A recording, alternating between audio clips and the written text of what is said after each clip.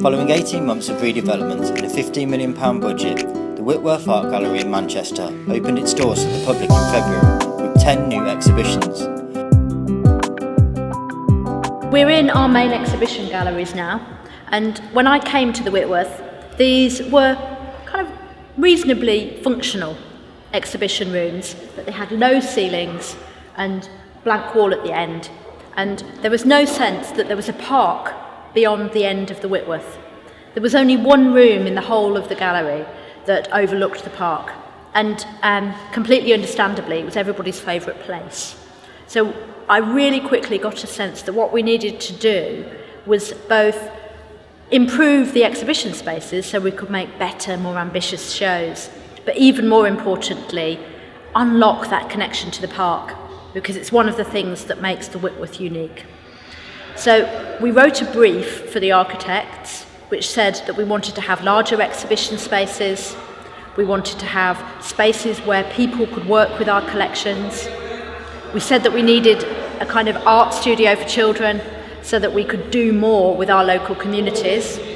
And we said we wanted to take the art outside the gallery into the park so that even people who had no idea that the Whitworth was here or that art might be interesting to them would encounter wonderful pieces of sculpture that might encourage them to come into the gallery.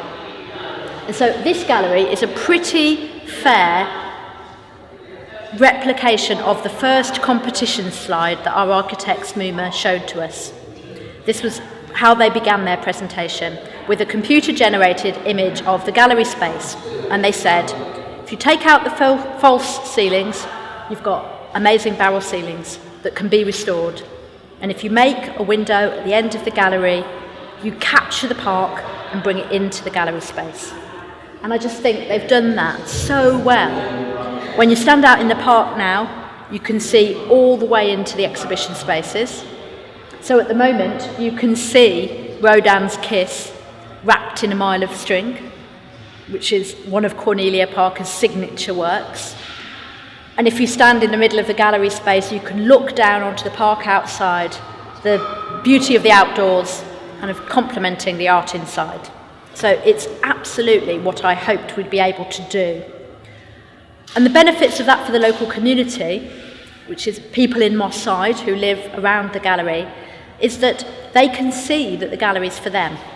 That we become a very open cultural institution where they can come and enjoy and have a cup of tea and see a bit of art, where they could look at part of the collection if they want to, but where they feel that this is an important cultural institution that is for them. In thinking about the brief and thinking about ways to connect to the park, we began to see a way to further adjust the existing building and release potential within the building. So we have found a way through wrapping a promenade around the back of the building where there was a blind and quite ugly elevation to the park. This glassy promenade is here to both create transparency and invite people into the building, but also it's used as a way of circulating and accessing parts of the building that were previously inaccessible.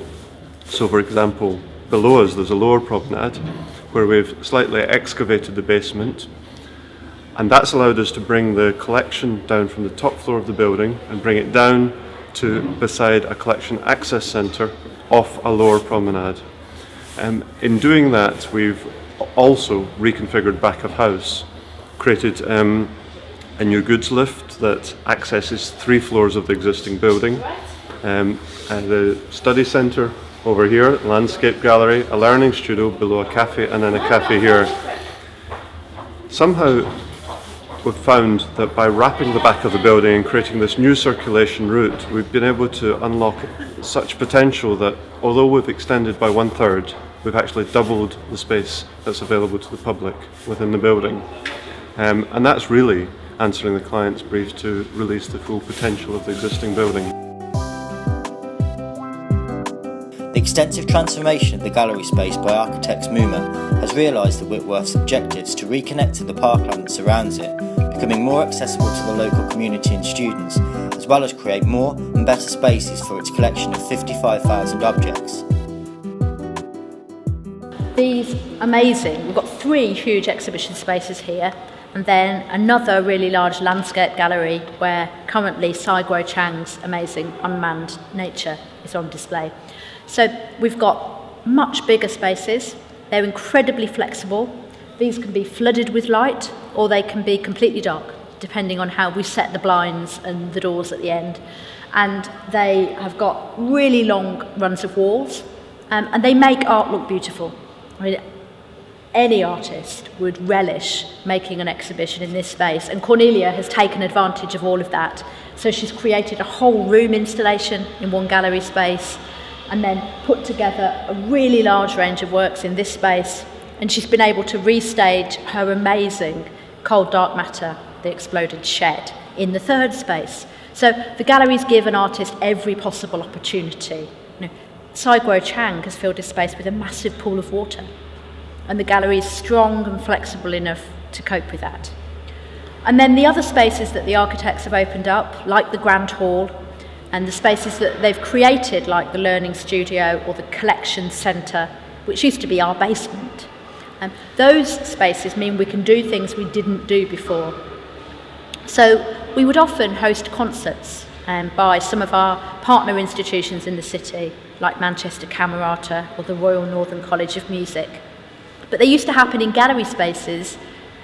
People would walk through, and if you liked music, it was great, but if you wanted it to be perfectly quiet while you listened to music, it wasn't so great.